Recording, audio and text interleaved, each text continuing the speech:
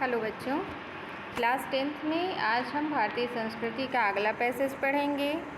लेखक का कह रहा है कि हम इस देश में प्रजातंत्र की स्थापना कर चुके हैं, जिसका अर्थ है व्यक्ति की पूर्ण स्वतंत्रता, जिसे वह अपना पूरा विकास कर सके, और साथ ही सामूहिक और सामाजिक एकता का भी।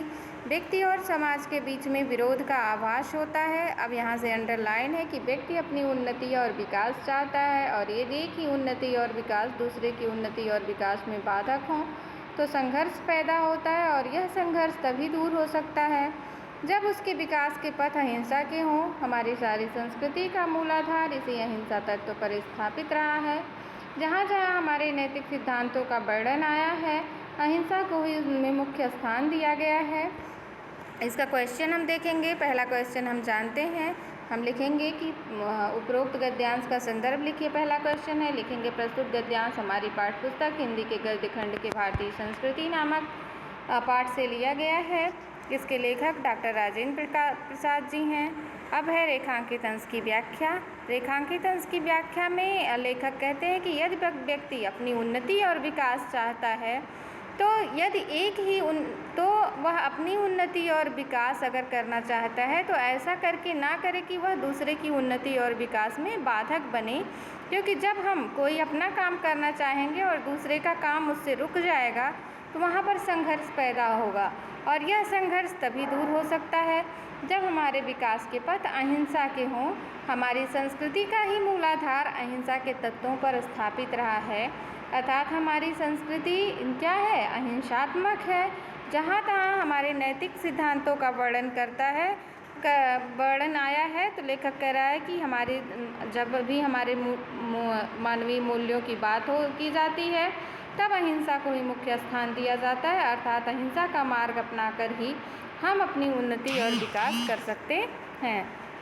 अब अगला क्वेश्चन है आपका, देखिए लिखा है कि प्रजातंत्र के अर्थ को स्पष्ट करते हुए बताइए कि यहाँ किस देश के प्रजातंत्र का वर्णन किया गया है। तो लिखेंगे कि प्रजातंत्र का अर्थ है व्यक्ति की संपूर्ण स्वतंत्रता, जिसमें मनुष्य अपनी सामाजिक और सामूहिक एकता का भी विकास कर सके, और यहाँ पर भारत देश के प्रजातंत्र का वर्णन किया गया है। फिर अगला है, किस तत्व को नैतिक सिद्धांतों में प्रमुख स्थान दिया गया और क्यों। तो लिखेंगे कि अहिंसा के तत्व को नैतिक सिद्धांतों में प्रमुख स्थान दिया गया है, क्योंकि मनुष्य की व्यक्तिगत और सामूहिक उन्नति के विकास में बाधा उत्पन्न करने वाले संघर्ष तभी दूर हो पाएंगे जब हम मिलकर के अहिंसा का सहारा लेकर के अपने कार्यों को संपन्न करेंगे। फिर अगला अब देखेंगे, अगला पैसेज है इसी में, यहाँ पर इसलिए हमने भिन्न भिन्न विचारधाराओं को स्वच्छंदतापूर्वक अपने अपने रास्ते बहने दिया। यहाँ से है भूलते जा रहे हैं, अंडरलाइन है भिन्न भिन्न देशों की संस्कृतियों को अपने में मिलाया से भूलते जा रहे हैं।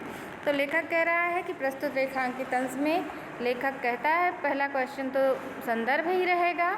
दूसरा क्वेश्चन है रेखांकित अंश की व्याख्या। तो यहाँ लेखक कहता है कि भिन्न भिन्न देशों के लोग भारतीय संस्कृति में एक रस होने का अवसर इस प्रकार दिया है जैसे वो हमारी ही भारतीय संस्कृति के हों।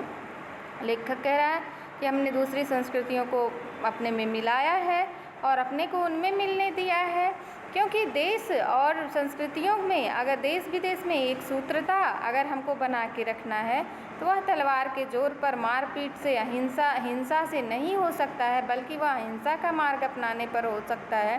प्रेम और सौहार्द की भावना अहिंसा का मार्ग अपनाने पर होगा। दूसरों के हाथों और पैरों पर लेखक कह रहा है कि यदि हम किसी के उस पर कब्जा कर लेते हैं दूसरे, तो इस प्रकार हम उसके कब्जा तो हम कर लेंगे लेकिन उसके हृदय को नहीं जीत पाएंगे, और हृदय को जीतने के लिए हमारे हृदय में क्या होना चाहिए, प्रेम और सौहार्द होना चाहिए। लेखक कह रहा है कि आज भी हमारा जिस भारतीय संस्कृति है, हमारी संस्कृति को, हमारे चरित्र को, हमारे ज्ञान को सब में सर्वोपरि माना गया है, लेकिन वर्तमान स्थिति जो है, आज की स्थिति है, वह थोड़ी सी अलग हो रही है। यह कहते हुए लेखक कहता है, यह कहते हुए मुझे काफ़ी वेदना प्रकट कर रहा हूँ मैं। वेदना प्रकट करते हुए लेखक कहता है कि हम आज जो है, हम भारतीय जो हैं आज अपने गुणों को स्वयं को भूलते जा रहे हैं और यह हमारी निराशाजनक स्थिति को दर्शाता है। इसका क्वेश्चन है कि भारतीयों ने भिन्न भिन्न देशों के व्यक्तियों और संस्कृतियों के साथ कैसा व्यवहार किया। तो भारतीयों ने भिन्न भिन्न देशों के लोगों और संस्कृतियों को स्वयं में मिलाया और अपने को मिलने दिया। फिर सभी ग्रंथ धर्मों ने क्या कहकर परोपकार और त्याग की महत्ता का प्रतिपादन किया है। तो सभी धर्म ग्रंथों ने तेन त्यक्तेन भुंजीथा कहकर परोपकार और त्याग की महत्ता को प्रतिपादित किया है। हमने एक सूत्रता किसके माध्यम से की है? हमने एक सूत्रता प्रेम और सौहार्द के माध्यम से की है। अब अगला है कि हमारा वर्तमान समय में हमारा प्रभुत्व और चरित्र क्यों कायम है। तो वर्तमान समय में हमारा प्रभुत्व और चरित्र इसलिए कायम है क्योंकि हमारा मार्ग जो है वो अहिंसा का मार्ग है।